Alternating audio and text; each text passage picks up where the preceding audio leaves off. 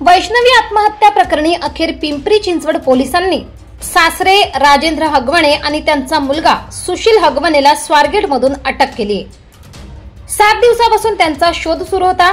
या प्रकरणामुळे अवघड राजकारण तापलं होतं। अखेर त्यांच्या पिंपरी चिंचवड पोलिसांनी मुसक्या आवळल्या आहेत।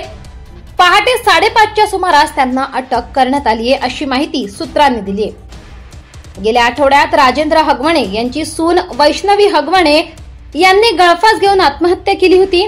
त्या दिवसापासून राजेंद्र हगवणे आणि त्यांचा मुलगा सुशील हगवणे हे फरार होते। पती शशांक, सासू लता आणि ननंद करिश्मा यांना आधीच पोलिसांनी अटक केली आहे।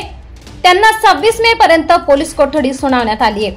काल दिवसभर राजकीय नेत्यांनी कसपटे कुटुंबाची भेट घेऊन त्यांचे सांत्वन केलं। लवकरात लवकर आरोपींना अटक करण्यात येईल असं आश्वासन दिलं होतं। पोलिसांची 6 पथक आरोपींचा शोध घेत होते। अखेर त्यांना स्वारगेटमधून बेड्या ठोकण्यात आल्या आहेत। अजित पवार यांनी देखील फोनद्वारे कसपटे कुटुंबियांशी संवाद साधत त्यांना धीर दिला होता। आरोपींना लवकरच अटक करण्यात येईल असं आश्वासन दिलं होतं।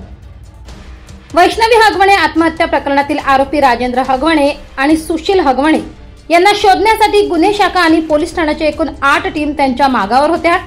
या प्रकरणात पोलीस आयुक्त विनय कुमार चौबे हे स्वतः लक्ष ठेवून होते, आवश्यक त्या सूचना देत होते। प्रत्येक वेळी राजेंद्र हगवणे आणि त्यांचा मुलगा ठिकाण लोकेशन बदलत असल्याने त्यांना पकडणं अवघड होत होतं। अखेर त्यांना आज स्वारगेटमधून 5:30च्या सुमारास अटक करण्यात आली आहे।